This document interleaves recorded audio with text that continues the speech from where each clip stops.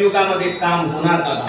आम्ही बऱ्याच गावाला फिरतो ना, एखाद्या गावात गेलो की एखादा सद्गृहस्थ आमच्याकडे येतो, आम्हाला म्हणतो महाराज गावात पठ्ठ्याच्या कोणी नातीच लागत नाही. गाव म्हणत असेल पुढं कुत्र्याच्या नादी लागता, गाव सुद्धा त्याला हिंगलावून विचारित नाही. मग तुका म्हणे खडे निवडू तळणी धडधडे. म्हणून तुम्हाला वाटतंय ना तुमचं काम कडेला जावं, तर याच्याकरिता तुम्ही संघटनेत राहा, समुदायात राहा, तुमचं काम नक्की होणार बा. कधी कधी संसारात सुद्धा लोक एकमेकाला विचारात घेत नाही. एखादा घरातला सांगायला गेला ना हट, दुसरा गेला हट हट, अरे मग संसारी झाला कशाला. आपल्याला दिसून येतं कधी कधी परिस्थिती सुद्धा माणसाला वैराग्याच्या दिशेने वाटचाल करायला प्रवृत्त करत असते. म्हणून परिस्थितीजन्य वैराग्य सुरुवातीच्या कालावधीत का होईना माणसाला फायदेशीर आहे. म्हणजे थोडक्यात घरच्यांनी ऐकलं नाही की वैतागून कुठेतरी निघून जाणं म्हणजे परिस्थितीजन्य वैराग्य. आलं का लक्षात? आपल्याला वैराग्य कधी येत, तुम्ही जरा होकारार्थी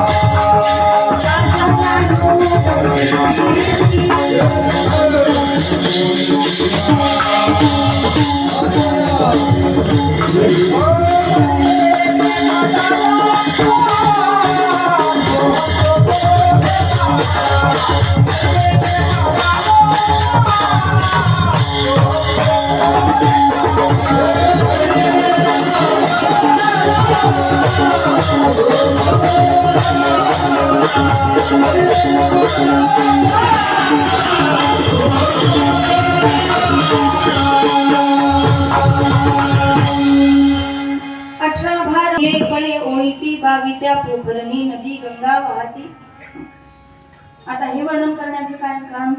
मदालसा प्रकरणामध्ये ज्ञानोबांनी हे जे वर्णन केलेलं आहे हे सांगण्याचं काय कारण आहे? भविष्यात लोकांनी असं म्हणू नये की काय राजर्षी जडभरताला वैताग आला आणि त्यांनी सर्व संघ परित्याग केला आणि वनात निघून गेले. हे सांगण्याचं एकमेव कारण छोडने के लिए कुछ होना भी तो चाहिए.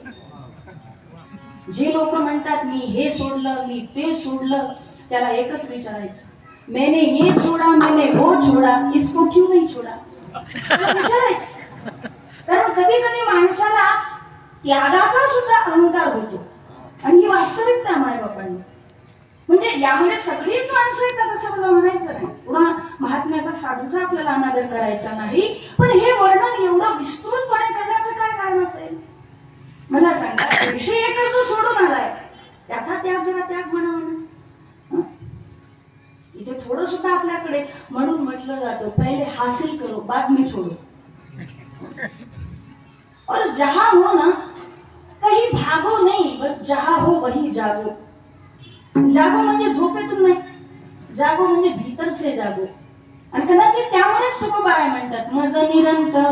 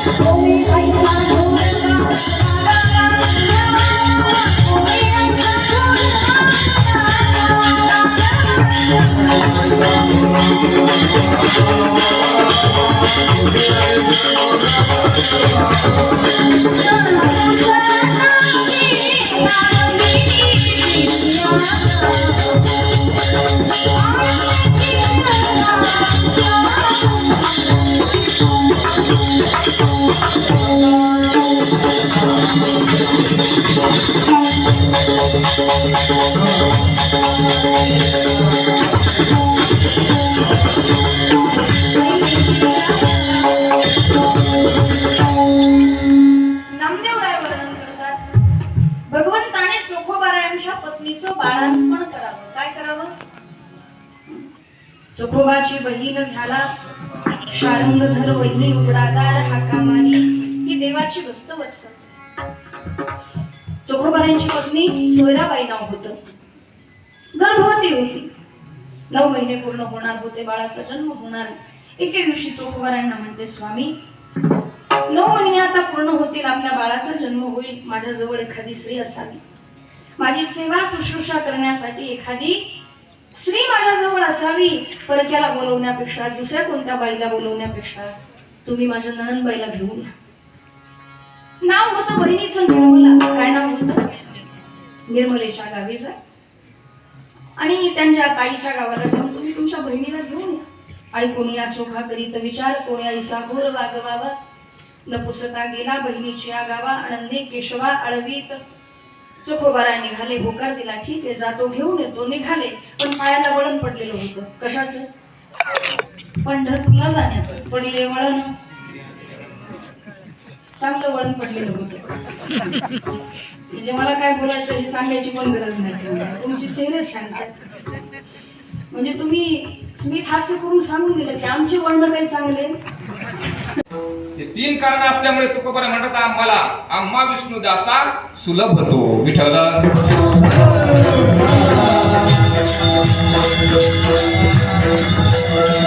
महाराज, तुम्ही म्हणता ठीक आहे, मुनी मुक्त झाले, बेने गर्भवास, तुम्हाला गर्भवासाचं दुःख नाही आम्हाला कळालं, परंतु जन्माला आल्यानंतर हे बाहेरचं जग तुम्हाला दुःख देईल ना.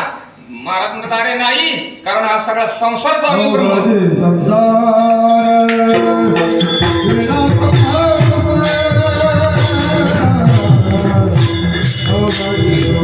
आम्हाला दुःख देऊ शकत नाही, कारण आम्ही याला काय केलं? ब्रह्मरूप केलं.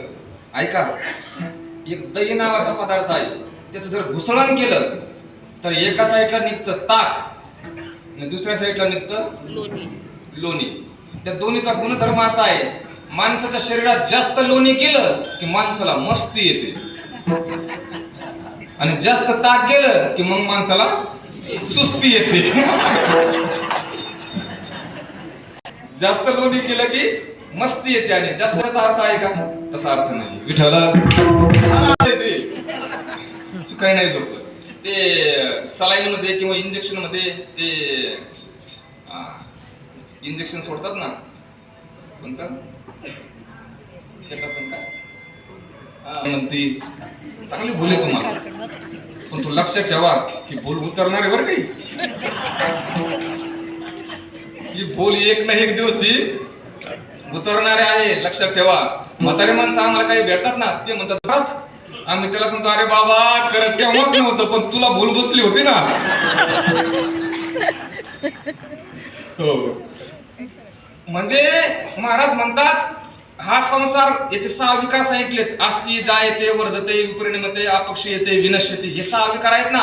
गर्भवासातही दुःख आहे आणि आल्यानंतरही सुख नाही, तो दुःखीच आहे. त्याच्यामुळे त्याच्या नादी लागू नका. महाराज, आम्ही त्याच्या नादी लागलो नाही, त्या अख्ख्या संसारालाच ब्रह्मरूप केलं. विठ्ठल. आता आपण जर विचार केला तर याच्यात 2 पद आले त्या अभंगात, ब्रह्मरूप आणि विठ्ठल स्वरूप. विठ्ठल. छोटीशी आणखीन बारीक आहे का, ऐकणारे जे असतील त्यांना कळत. विठ्ठल स्वरूप होता म्हणून ब्रह्मरूप केला का नव्हता म्हणून ब्रह्मरूप केला? होता म्हणून. अरे वा, कोण म्हणलं? संसारात जेवढं प्रदर्शन वाढवतात तेवढं तुम्हाला मान सन्मान भेटेल, आणि परमार्थामध्ये तुमचं जेवढं दर्शन चांगलं होईल जगाबद्दल तेवढं तुम्हाला सन्मान, आत्मिक समाधान जास्त भेटेल. चला ऐका, दर्शन 4 प्रकार सांगितले, 5 प्रकार दर्शनाचे. कोणतं? प्रतिमा दर्शन, सगुण दर्शन, अवतार दर्शन, ईश्वर दर्शन आणि ब्रह्मदर्शन. प्रतिमा दर्शन म्हणजे आता या ठिकाणी ही जी मूर्ती आहे वरदविनायकाची ही प्रतिमा दर्शन. परंतु नुसतं इथं नाही थांबायचं, त्याच्या पुढे जायचं. या मूर्तीची एवढी साधना करायची, एवढी साधना या मूर्तीची करायची की मूर्ती ज्यावेळेस प्रसन्न होते ना त्याला सगुण दर्शन म्हणतात. बाबा बागेश्वर आपण पाहताय सगळे, काही काही लोक म्हणतात नाही नाही असं आहे तसं आहे, परंतु मला महात्मा तो आवडतो भाऊ. महाराज काय बुद्धी आहे, जगाला त्या माणसाने आज कृष्ण परशुराम हे काय अवतार दर्शन आहे, त्याच्यानंतर आहे ईश्वर दर्शन. म्हणजे जगाच्या प्रत्येक क्रियेला ईश्वरच कारणीभूत आहे असा दृढ निश्चय होणं त्याला म्हणायचं ईश्वर दर्शन. आणि अत्यंत महत्वाचं आहे शेवटचं ते म्हणजे ब्रह्मदर्शन. विठ्ठल आणू नाही विषम आयशे जाणती ते अति दुर्गम, तयांची भेटी झाली या भाग्यपूर्ण. ज्यांचा हा अनुभव आहे ना त्यांची भेटी घ्या, ज्यांना फार संकुचित दिसते त्यांच्या संगतीत त्यांची भेटी घेऊ नका. बिरबळ बाबा एक सुविचार किती गोड आहे पा. देहापर्यंत दर्शन 4 वाक, स्वर्गापर्यंत दर्शन करमठ, शून्यापर्यंत दर्शन योगी आणि ब्रह्मापर्यंत दर्शन संतमात. संतमात त्याच्यामुळे अवघाची संसार केला ब्रह्म विठ्ठल.